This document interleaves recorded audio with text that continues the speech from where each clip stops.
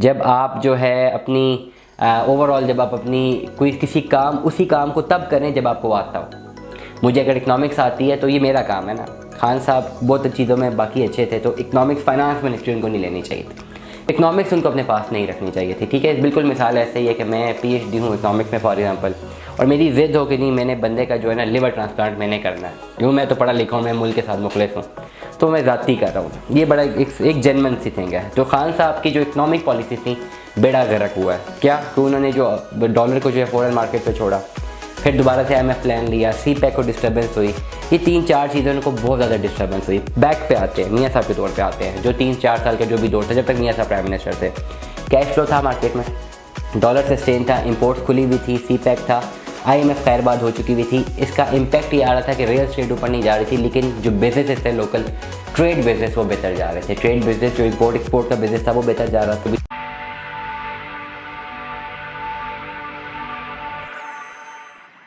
तो अस्सलाम वालेकुम अज़ीज़ान मन, ज़रा खुल के बात करेंगे आज इस चैनल पे, यूट्यूब चैनल पे पॉलिटिकल एस्पेक्ट्स को देखते हुए। आने वाले टाइम पे क्या होगा मैं ये अपने एक्सपीरियंस की बुनियाद पे बताऊँगा।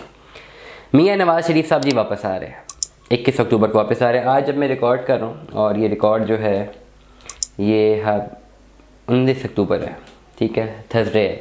21 मतलब सैटरडे को वापस आ रहे हैं, और वो आएंगे, अब तो आ रहे हैं, ठीक है। प्लस आज ही इनके ख़िलाफ़ जो वारंट गिरफ्तारी शाये हुए थे, जो भी था वो आज ही कोर्ट ने जो है गिरफ्तारी से भी रोक दिया हुआ है, और फिर बाद में कोर्ट में पेश किया जाएगा उन्हें। खैर मतलब ये कि अब वो आ रहे हैं, और ओवरऑल जो भी पढ़े लिखे लोग अब यही समझ आ रही है कि इलेक्शन भी डिले हुए हैं। अब अगले प्राइम मिनिस्टर या तो मियाँ साहब या हो सकता है शहबाज शरीफ साहब। मे बी पॉसिबल है कि पार्टी की कमान जो है मियाँ साहब के हाथ में दी जाए, मियाँ नवाज़ शरीफ के हाथ में, या शहबाज शरीफ प्राइम मिनिस्टर हो या फिर मियाँ साहब ही हों। दोनों सिनेरियो में इम्पैक्ट चेंज होगा। आफ्टर ऑल रियलिटीज़ यही हैं। ऑल्दो जिस भी मर्जी पॉलिटिकल पार्टी के आप सपोर्टर हैं, हमारे पाकिस्तान में एक प्रोटोलियम डेमोक्रेसी है। ये क्या होती है आप गूगल करके देख लें, ठीक हो गया। मेरा काम है, क्योंकि मैं इकनॉमिक्स बिजनेस की बात करता हूँ, जो हालात नज़र आ रहे हैं आगे आपको बता दूँ कि क्या होने वाला है। मैंने 2 अदवार देखे जब से मैं बिज़नेस में हूँ ना, मैं क्लास 9 से मैं बिज़नेस को फॉलो कर रहा हूँ, ठीक है, बिज़नेस कर भी रहा हूँ, सेल्समैन नहीं कर रहा हूँ। सेल्समैन जो है ना वो बिज़नेस को बड़ा कीनली जो ऑब्जर्व करता है, उसे पता होता है कि किस चीज़ की डिमांड है। 9वीं क्लास से लेकर MPhil तक 3 अदवार मैंने देखे हैं। पीपल पार्टी का दौर देखा, नून लीग का दौर देखा, उसके बाद PTI का दौर देखा। ये 3 दौर मैंने देखे, प्रॉपर देखे।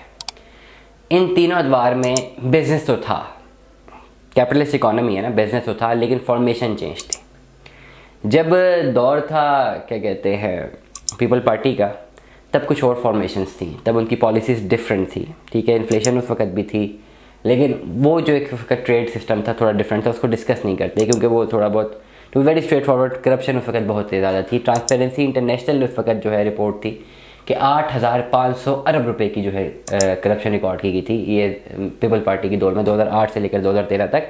और ये सरकारी फिगर्स थे, मुझे इसलिए याद है मैंने अपनी यूनिवर्सिटी की प्रेजेंटेशन में भी ये फिगर्स कोट किए थे, विद प्रॉफिट रेफरेंस कोट किए थे। उसके बाद मियाँ साहब का दौर आया। मियाँ साहब के दौर में मैंने एक चीज़ ये देखी कि रियल स्टेट में तो ख़ास मुझे कोई एस्टैब्लिशमेंट नज़र नहीं आई, लेकिन ओवरऑल जो है मार्केट में जो कैश फ्लो था वो ज़रा तेज़ था। इंपोर्ट्स खुली भी थी, कैश फ्लो तेज़ था, प्लस CPEC इंजेक्ट हुआ, क्योंकि IMF को मियाँ साहब ने गूगल कर ले पिछले अपने किसी सालों में इन्होंने जाके खैरबाद कह दिया था। IMF प्लान खैरबाद हो चुका हुआ था और CPEC आ रहा था। मैं किसी भी पॉलिटिकल पार्टी के सपोर्टर या इस वक्त ना सपोर्ट में जा रहा हूँ ना अगेंस्ट जा रहा हूँ, मैं खाली स्टैटिस्टिक्स बता रहा हूँ, मोटी मोटी चीज़ें बता रहा हूँ। जो भी जिस मर्जी पार्टी का सपोर्टर है मुझे से कोई फ़र्क नहीं पड़ता इस वक्त। मैं खाली अपनी इकोनॉमिक इम्प्लीकेशन बताऊँगा कि आने वाले टाइम पे इम्पैक्ट क्या होगा। मियाँ साहब के दौर में मैंने ये विटनेस किया कि कैश फ्लो अच्छा था, डॉलर सस्टेन था। अब बाद में जो इमरान खान साहब ने मैं इकॉनमी पढ़ाई, हालांकि मैं उनका बहुत बड़ा वोटर भी हूँ, सपोर्टर भी हूँ, लेकिन उन्होंने जो इकॉनमी पढ़ाई कि जी डॉलर को आर्टिफिशियली कंट्रोल किया हुआ था और पता नहीं ये हो गया, वो इकॉनमी मैंने नहीं पढ़ी। मैंने MPhil में थी, जाके इकॉनमी नहीं पढ़ी। तो इसलिए मैं हमेशा एक बात करता हूँ, बेशक आप जितने मर्जी बड़े लीडर हो, जब आप जो है अपनी ओवरऑल जब आप अपनी कोई किसी काम उसी काम को तब करें जब आपको आता हो। मुझे अगर इकनॉमिक्स आती है तो ये मेरा काम है ना। खान साहब बहुत चीज़ों में बाकी अच्छे थे, तो इकनॉमिक्स फाइनेंस मिनिस्ट्री उनको नहीं लेनी चाहिए थी, तो इकोनॉमिक्स उनको अपने पास नहीं रखनी चाहिए थी, ठीक है। बिल्कुल मिसाल ऐसे ही है कि मैं PhD हूँ इकोनॉमिक्स में फॉर एग्जांपल, और मेरी ज़िद हो कि नहीं मैंने बंदे का जो है ना लिवर ट्रांसप्लांट मैंने करना है, क्यों मैं तो पढ़ा लिखा हूँ, मैं मुल्क के साथ मुखलिस हूँ, तो मैं ज़ाती कर रहा हूँ। ये बड़ा एक जेन्युइन सी थिंग है। तो खान साहब की जो इकोनॉमिक पॉलिसी थी बेड़ा गर्क हुआ है। क्या कि उन्होंने जो डॉलर को जो है फॉरेन मार्केट पे छोड़ा, फिर दोबारा से IMF प्लान लिया, CPEC को डिस्टर्बेंस हुई, ये 3-4 चीज़ें उनको बहुत ज़्यादा डिस्टर्बेंस हुई। बैक पे आते हैं, मियाँ साहब के दौर पे आते हैं, जो 3-4 साल का जो भी दौर था जब तक मियाँ साहब प्राइम मिनिस्टर थे। कैश फ्लो था मार्केट में, डॉलर सस्टेन था, इंपोर्ट्स खुली हुई थी, CPEC था, IMF खैरबाद हो चुकी हुई थी। इसका इम्पैक्ट ये आ रहा था कि रियल स्टेट ऊपर नहीं जा रही थी, लेकिन जो बिजनेसेस थे लोकल ट्रेड बिजनेस वो बेहतर जा रहे थे। ट्रेड बिजनेस जो इंपोर्ट एक्सपोर्ट का बिजनेस था वो बेहतर जा रहा था, ठीक है। ट्रेड बिजनेसेस बाकी बेहतर जा रहे थे। मैंने विटनेस किया है कि नई नई एंटिटीज़ बन गई थी। फूड सर्विस बिजनेस बहुत ज़्यादा ग्रो कर रहा था, मैंने खुद विटनेस किया है। आए दिन नए से नए रेस्टोरेंट, नई सी नई फूड चेन आ रही थी और प्रॉफिट में जा रही थी, बहुत ज़्यादा प्रॉफिट में जा रही थी।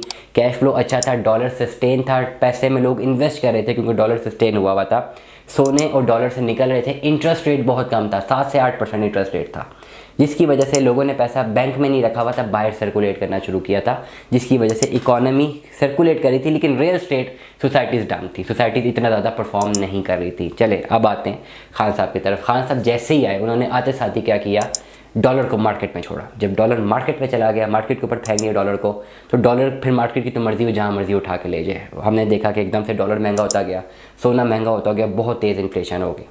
फिर हुआ ये कोविड आ गया। कोविड में खान साहब की पॉलिसीज़ ये बड़ी बेहतरीन पॉलिसीज़ थी कि उन्होंने इंडस्ट्री बंद होने नहीं दी, जिसकी वजह से इंडिया बांग्लादेश में बाकी हमारे कंपटीशन में इंडस्ट्रीज़ बंद थी, यहाँ पे इंडस्ट्रीज़ खुली हुई थी, हमारा जो एक्सपोर्ट है ज़्यादा होना शुरू हुई और पहली दफ़ा हमारा करंट अकाउंट सरप्लस पे चला गया। तो ये बड़ी अच्छी एक ज़बरदस्त एक उनकी पॉलिसी थी जो बड़ा ज़बरदस्त इम्पैक्ट आया। नंबर 2, उसके बाद खान साहब के आने से ओवरसीज़ पाकिस्तानीज़ ने बहुत ज़्यादा इंटरेस्ट लिया यहाँ पे, और जब खान साहब ने एमनेस्टी स्कीम दी उसके बाद रियल स्टेट में काफ़ी सारा कैश फ्लो रियल स्टेट में घूमना शुरू हो गया। जो पहले कैश फ्लो इंडस्ट्रीज़ में घूम रहा था, इंपोर्ट एक्सपोर्ट के बिज़नेस में घूम रहा था, इंपोर्ट्स बहुत ज़्यादा महंगी हो चुकी हुई थी, तो इंपोर्ट्स का पैसा वहाँ पे रुक के रियल स्टेट में रिवॉल्व करना शुरू हो गया। लोगों का जो ब्लैक मनी था एमनेस्टी से उन्होंने उठाया, उन्होंने रियल स्टेट में डालना शुरू किया।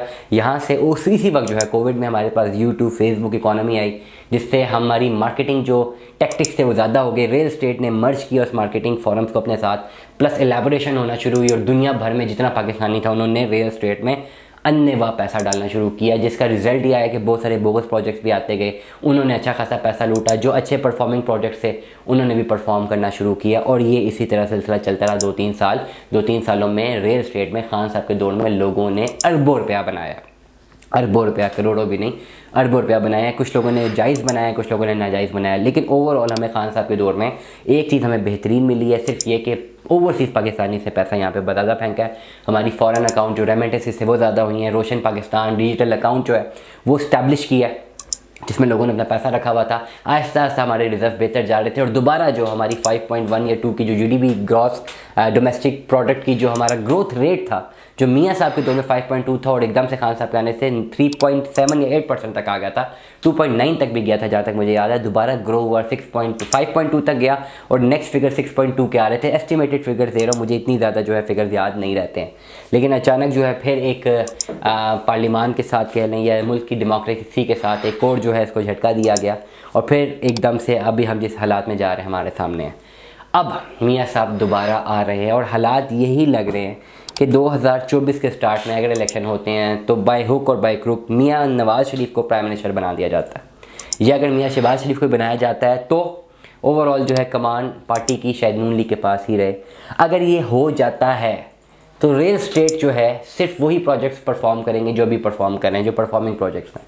वो प्रोजेक्ट जो खान साहब के दौर में आए थे, जो परफॉर्मिंग प्रोजेक्ट्स नहीं थे या उस वक्त से परफॉर्म कर रहे थे, अभी नहीं कर रहे थे, अगर नून लीग की गवर्नमेंट दोबारा आती है तो वो परफॉर्मिंग प्रोजेक्ट्स सारे के सारे डंप हो जाएंगे। सिर्फ 8-10 परफॉर्मिंग प्रोजेक्ट्स जो कि हमेशा से परफॉर्म करते आए हैं, जिनका इम्पैक्ट ना मियाँ साहब की पॉलिसी पे पड़ता है ना खान साहब की, वो शुरू से अपनी परफॉर्मेंस देते आए हैं। बहुत पुराने प्रोजेक्ट्स हैं, जिससे बड़े बड़े नाम में हमेशा व्लॉग बनाता रहता हूँ, वो सस्टेन करेंगे। लेकिन मैं ये समझता हूँ आने वाले टाइम पे अगर 2024 पे ये सारी चीज़ें वैसे इंप्लीमेंट होती हैं तो पैसा दोबारा से सर्कुलेट करेगा ओपन मार्केट में, इंटरेस्ट रेट शायद कम आएगा। अगर IMF को जो है काउंटर किसी तरह किया जा सके, उसके बाद होना कुछ यूँ है कि मार्केट में सारा पैसा रोटेट होना शुरू होगा, और फिर इंडस्ट्रियल या इंपोर्ट एक्सपोर्ट या ट्रेड मार्केट, इन तीनों फैक्टर्स में से कहीं ना कहीं में पैसा रोटेट होगा, जहाँ से लोग पैसा कमाना शुरू करेंगे। या चौथी मार्केट होगी स्टॉक मार्केट, वहाँ से भी पैसा कमाना शुरू किया जा सकेगा। रियल एस्टेट ने जिस तरह परफॉर्म किया पिछले 3 सालों में, अगर तो नून लीग की गवर्नमेंट आती है तो ये उस तरह परफॉर्म नहीं कर पाएगा। तो हमें याद रखिएगा, अपना बहुत सारा ख्याल रखिएगा। Stay tune with us. अल्लाह हाफिज़।